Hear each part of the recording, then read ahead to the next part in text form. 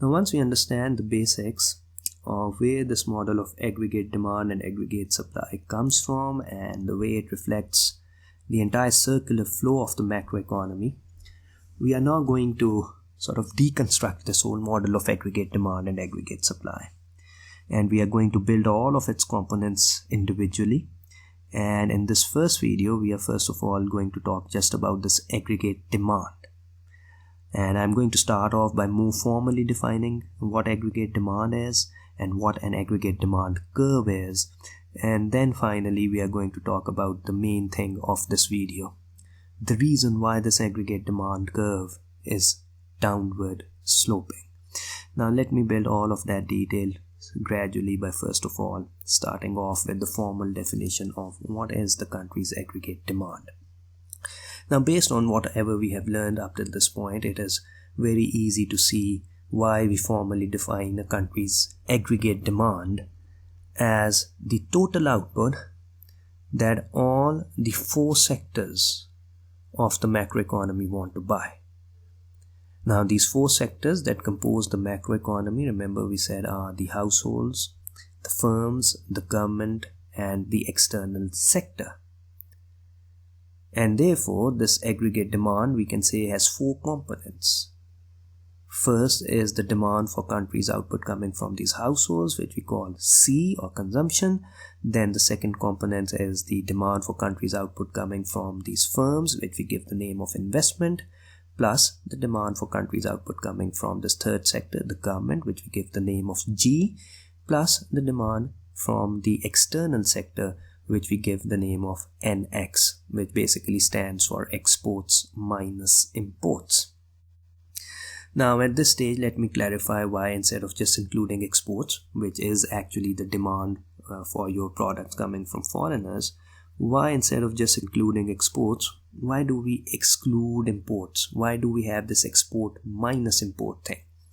Now, the reason for that is, a technical reason. And you see, the thing is that when countries actually calculate the total amount of consumption spending from the households, the way they do that is they look at the income tax returns of households. And let's assume that the government finds that households together in a year have spent 100 rupees. So the government would think about the total consumption expenditure as 100 and they would record it here. Although the governments, they do realize that, look, if households are spending a total of 100, then not all of this 100 will be spent on the country's local products. Some amount, let's assume 20 rupees, maybe is spent on buying imports, such as Japanese imported cars or Japanese imported televisions or maybe a German imported machinery and so on and so forth. So when we are talking about aggregate demand, we are interested in the demand for countries' local output, not the imports, not the products made in other countries. So ideally, we should exclude or subtract imports from this consumption expenditure, but we don't do that just as a matter of convention. We don't touch this consumption expenditure. We include all of the household spending.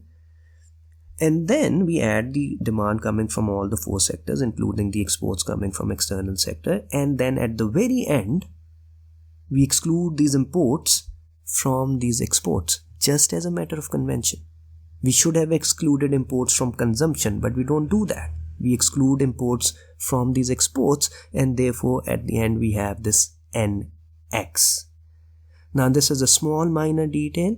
You won't be asked about this in your A-level exam, but it's always good to get that confusion out of the way. And once it's out of the way, remember the broad idea still is aggregate demand for country's output means the demand for the country's output coming from all of these four sectors. Now, once that is out of the way, you see your aggregate demand curve is simply telling you the amount of aggregate demand at each of the different possible price levels.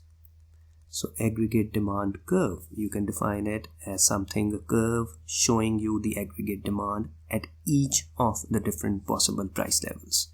So at this PL1, this aggregate demand curve is showing you that the country would together demand a certain amount of total output, whereas at PL2, this aggregate demand curve is telling you that the total aggregate demand for country's total output will be something else. It will be AD2, which would of course be composed of C2 plus I2 plus G2 plus NX2. Now, the main thing that we have to explain now in this video is, why is this aggregate demand curve downward sloping? Why, when price levels fall, does this aggregate demand of the country's macroeconomy increase?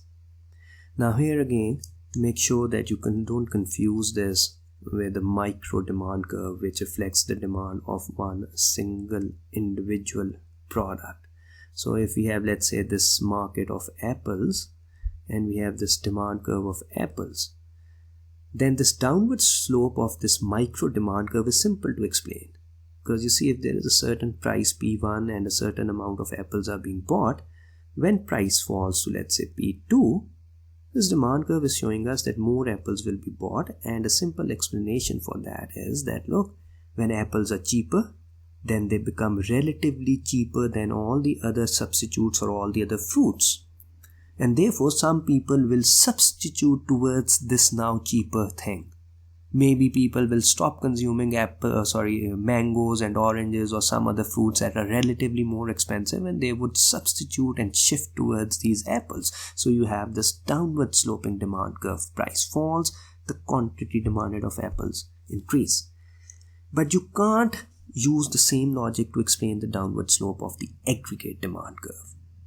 Because you see, when price levels fall, we are saying the average price of all the things is coming down. And similarly, when aggregate demand increases, we can't say that people are substituting from one product to another product, because aggregate demand already includes the demand for all the different products of the country. So we need to come up with some other explanation. So let's assume the price levels, let's assume they fall.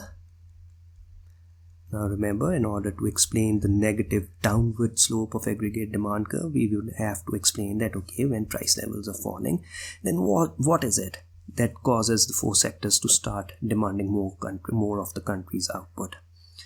Now, the three reasons that you need to understand are, first of all, the first reason, it is known as the wealth effect.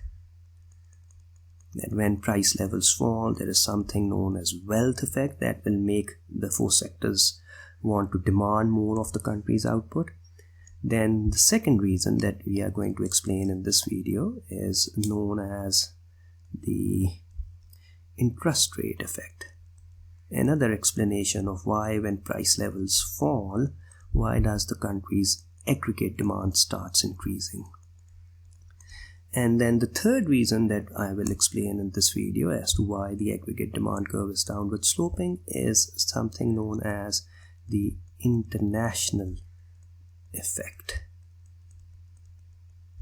Now let me explain the wealth effect first of all. This is not very difficult at all.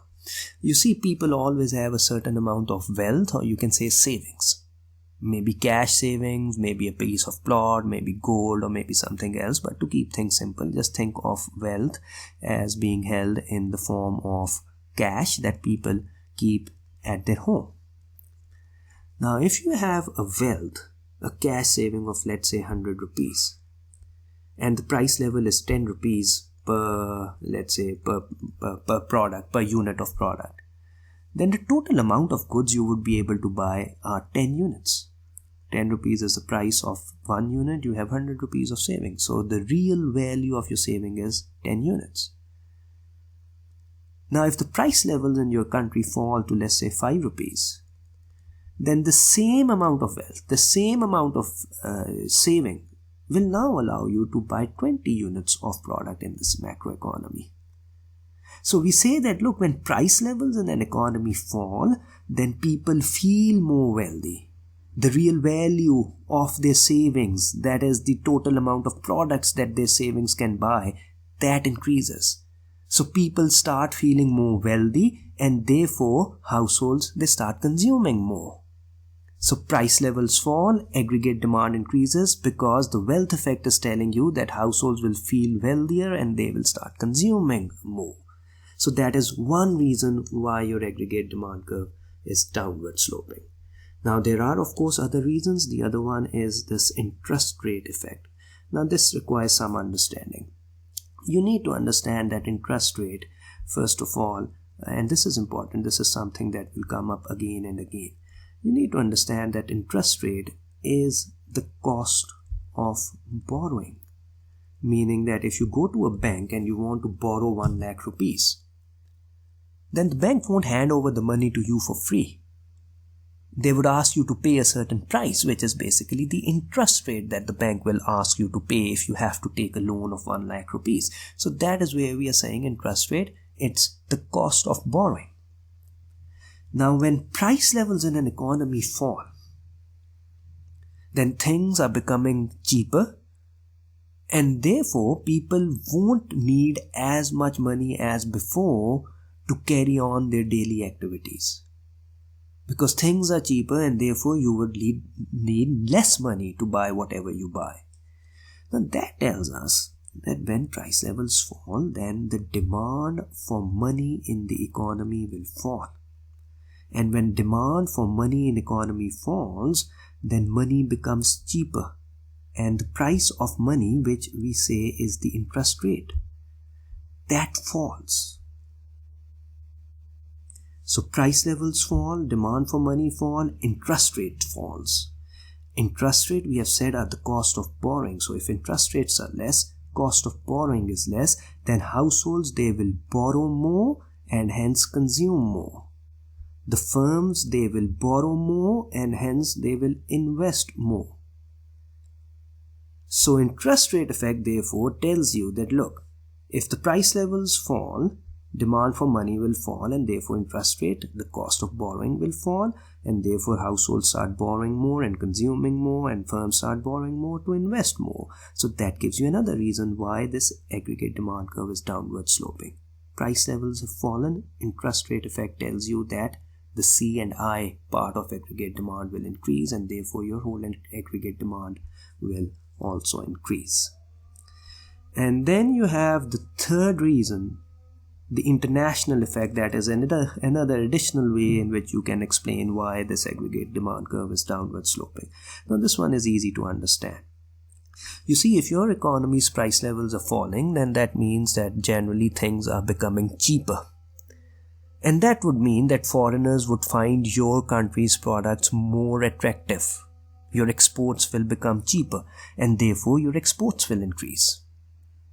And similarly, since price levels in your country are falling, your own people will hesitate to buy imports because imports will now be relatively more expensive, and therefore the imports will fall. So the combined effect is that price levels fall, because of which exports are cheaper, so exports increase, and imports are expensive, so imports fall, and therefore overall this export minus import, the net export, the thing that feeds into your aggregate demand, that will increase. So due to all of these three things, you can then explain that aggregate demand curve is downward sloping because when price levels fall, then because of the wealth effect, the interest rate effect, and the international effect, the aggregate demand will increase. Now do remember that you would get a few MCQs that would ask you or test your knowledge of why when price levels fall aggregate demand increases. Remember, it's always just these three reasons: the wealth, the interest, and the international effect. And as far as essay questions are concerned, if you get a question, it will be a very, very straightforward question. Explain the reasons why AD curve is downward sloping. You have to give the explanation of all of these three different effects. And that is all you need to worry about as far as this downward slope of aggregate demand is concerned.